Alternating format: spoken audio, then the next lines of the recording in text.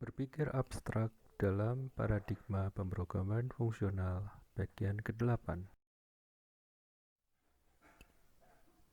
Oke, pada kesempatan ini kita akan melihat kasus 2 untuk maksimum 3 buah bilangan. Buatlah definisi, spesifikasi, dan realisasi fungsi max 3 yang menerima 3 buah bilangan bulat dan akan menghasilkan maksimum dari 3 buah bilangan tersebut. Versi pertama, identifikasi domain, kemudian berangkat dari hasil. Versi kedua, berdasarkan letak ketiga bilangan pada sumbu bilangan. Ada 6 kemungkinan kasus yang bisa terjadi. Versi ketiga, caranya adalah dengan mereduksi domain. Bandingkan dua buah nilai, cari yang terbesar, kemudian bandingkan hasilnya dengan nilai ketiga. Versi keempat, dengan memanfaatkan fungsi max 2, kemudian diaplikasikan max 2 sebanyak 2 kali. Oke, kita akan lihat untuk versi pertama. Yang pertama adalah mengidentifikasi domain dan kemudian berangkat dari hasil. Pilih bilangan yang maksimum dan tentukan ekspresi yang menyatakan bilangan tersebut adalah maksimum. Jadi di sini kita punya max 3, masukannya adalah 3 buah bilangan integer dan menghasilkan integer. Realisasinya sebagai berikut. Max 3A, B, C.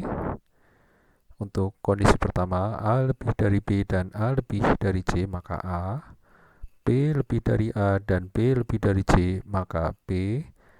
C lebih dari A dan C lebih dari B, maka C. Di sini perlu ada asumsi bahwa A tidak sama dengan B dan A tidak sama dengan C dan B tidak sama dengan C. Jadi semuanya berlainan nilainya. Untuk maksimum 3 bilangan versi 2, kita akan mengambil 2 dari 3 nilai kemudian dibandingkan. Kemudian hasil dari perbandingan itu akan digunakan untuk membandingkan dengan bilangan ketiga.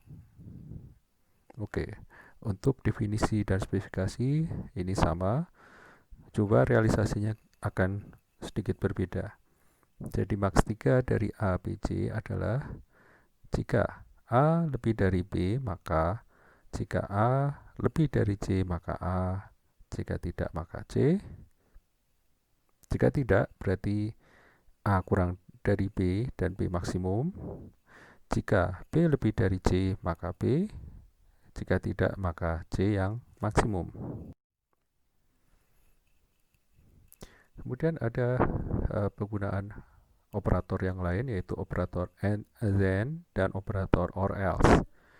Operator and then diekspresikan sebagai berikut.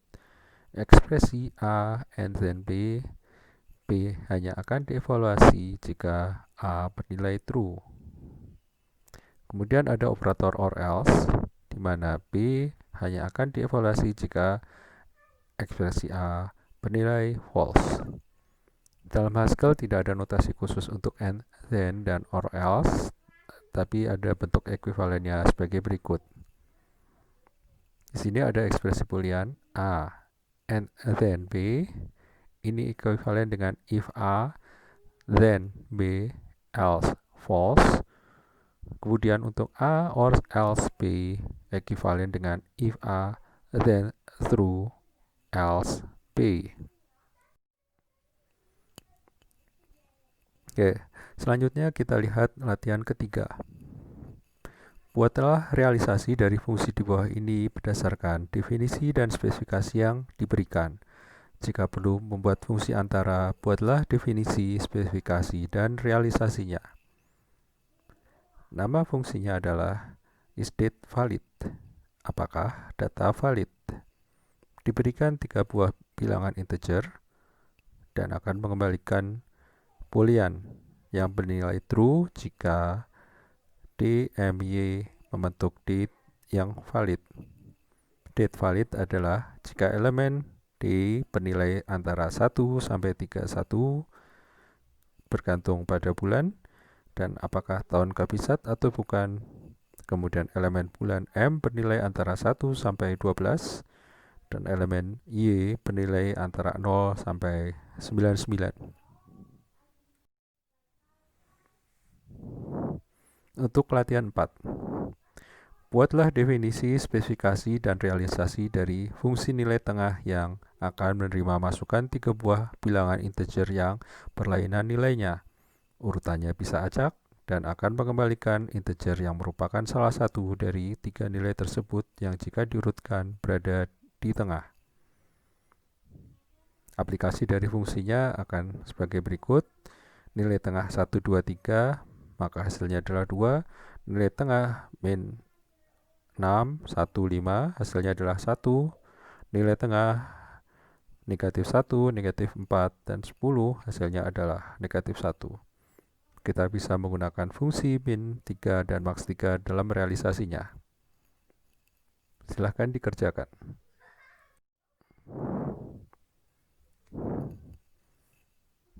Fungsi juga bisa mengembalikan tuple atau pasangan nilai. Jadi, fungsi tidak hanya mengembalikan satu tipe saja, tapi juga bisa dalam bentuk tuple. Dalam Haskell ditulis dalam bentuk tuple sebagai berikut. Contoh, ekuivalensi detik ke hari, jam, menit, dan detik. Diberikan sebuah besaran integer positif yang mewakili nilai detik. Kemudian kita buat fungsi namanya HHMMDD akan menghasilkan nilai hari, jam, menit, dan detik. Contoh, jika diberikan 309, 639, maka akan dihasilkan 3 hari, 14 jam, 0 menit, 39 detik. Maka HHMMDD dari X adalah X, kemudian dibagi dengan 86.400, kemudian sisa hasil baginya akan dibagi dengan 3.600, kemudian sisa hasil baginya akan dibagi dengan 60, dan kemudian kita akan dapatkan sisa hasil baginya merupakan nilai detiknya. Latihan kelima. Di sini kita punya suatu informasi. Mata uang US adalah dollar, ini kita ketahui. 1 dolar terdiri atas 100 sen. Kemudian ada beberapa jenis koin, yaitu quarter. 1 quarter adalah 25 sen atau 0,25 dolar. Kemudian ada dime. 1 dime adalah 10 sen atau 0,1 dolar. Nickel. 1 nickel adalah 5 sen atau 0,05 dolar, dan penny. 1 penny adalah 1 sen atau 0,01 dolar. Buatlah sebuah fungsi dalam Haskell yang akan menerima input jumlah koin, quarter, dime, nickel, dan penny, dan menghasilkan berapa dolar dan berapa sen yang senilai dengan total koin-koin tersebut.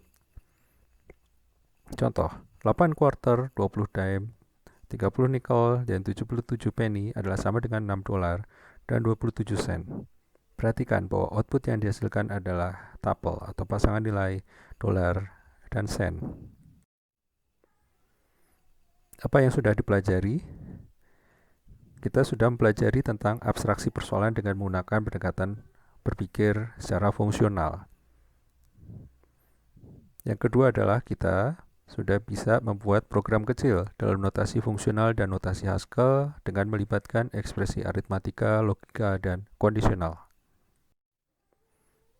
Bahan-bahan untuk materi hari ini bisa dilihat di diktat dasar pemrograman bagian pemrograman fungsional, Haskell The Craft of Function Programming, dan Real World Haskell. Selamat belajar.